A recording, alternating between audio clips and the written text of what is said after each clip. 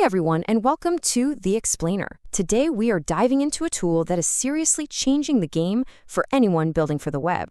We're talking about Cypress. So let me ask you something. If you're a developer or a QA engineer, does this sound familiar? You spend hours, maybe even days, wrestling with these end-to-end tests that just randomly fail. They're slow, they're a total pain to write, and debugging them, it's a nightmare. It's a story we've all heard, or, let's be honest, lived through. Okay, but what if all of that could be different? Seriously, what if your tests were not only fast and super reliable, but you actually enjoyed writing them? Well, that is the core promise of Cypress. So what is this thing really? Let's get right to that big aha moment and figure out what makes Cypress tick and why it's so different from everything else out there. Okay, at its heart, Cypress is an all-in-one next-gen testing framework. Yeah, it's built with JavaScript, it's made for the modern web, but that last part, that's the absolute game changer. It runs directly in the browser, right there with your application. To really get this, think of it like this. Traditional tools like Selenium are like a remote control for your TV. They're outside, sending commands over a network.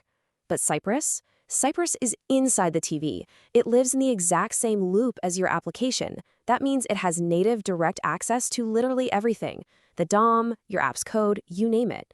There's no network lag, no remote commands. And that's the secret sauce. That's why it's so much faster and way more reliable. All right, so it sounds powerful, right? But you're probably thinking, this has got to be a beast to set up. Well, you'd be wrong. It's actually the opposite. Let's see just how fast you can get from zero to having your first test up and running. Honestly, it could not be simpler. As long as you have Node.js installed on your machine, it's just 2 commands in your terminal. You install it, then you run npx cypress open, and that's it. Cypress just works. It scaffolds out its own folder structure, it launches this amazing interactive test runner, and you are literally ready to write your first test in less than a minute. So what's it actually like to write a test? Well, if you know even a little bit of JavaScript, you're gonna feel right at home. The syntax is super intuitive and just readable. Let's just walk through this example here. See that describe block? That's just a way to group our tests. In this case, we're testing the login flow. The it block, that's our actual test case. Then you see the commands, and they all start with cy. So cy.visit goes to a page. Cy.get finds an element on that page. It's like a super-powered version of a CSS selector. Then we can just chain commands onto it, like .type to type into an input field, or .click to click a button. And then the final piece, .should. That's our assertion. We're checking that after we log in, the URL actually contains /dashboard. See? It almost reads like plain English. Now, pay attention, because this is probably one of the most critical things to understand about Cypress. Did you notice what wasn't in that last test? There were no manual sleeps, no arbitrary waits. See, when you tell Cypress to do something like click a button, it automatically waits for that button to actually exist and be clickable before it moves on. This one feature, automatic waiting, eliminates the #1 cause of flaky tests, which is all about timing issues. It's a huge deal.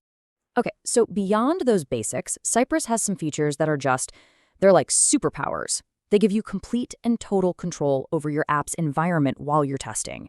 This is a classic testing headache, right? How do you reliably test a loading spinner if your API is always super fast? Or how do you test what happens when your server returns an error if your backend is, stable? To do that, you need to be able to control the network. And this is how. The command cy.intercept is pure magic. It lets you listen to and even fake network requests right from your test.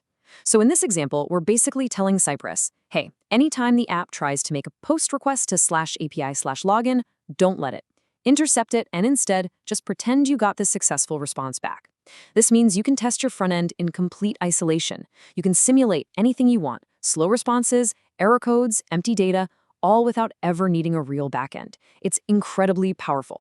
So we've got these incredible features, but how do we put it all together to build a large, maintainable test suite that actually works in a real, professional, automated workflow? Let's look at the big picture. To really build a test suite that lasts, you've got to follow a few golden rules. First, use custom data CY attributes on your elements. That way, your tests won't break every time a designer changes a CSS class.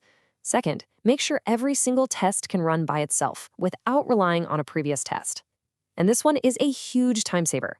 Stop logging in through the UI in every single test. Do it programmatically behind the scenes. That alone will make your entire test suite faster and so much more reliable. And this is where it all pays off, in your automated pipelines. The command npx cypress run will run all your tests headlessly, so without a visible browser window popping up. Perfect for CI/CD. And if you add that -record flag, it sends all your results to the Cypress cloud, which gives you video playbacks of every run. It can run your tests in parallel to speed them up, and it even gives you analytics to help you find flaky tests. This is how you really scale. So here's the real takeaway. Cypress isn't just another testing tool. It's a fundamental shift in the developer experience. It's designed from the ground up to be fast, reliable, and honestly, a joy to debug. It really challenges us to stop thinking of testing as this chore we have to do at the end, and instead make it a core, enjoyable part of how we build things for the web. So the question isn't just, should I try it?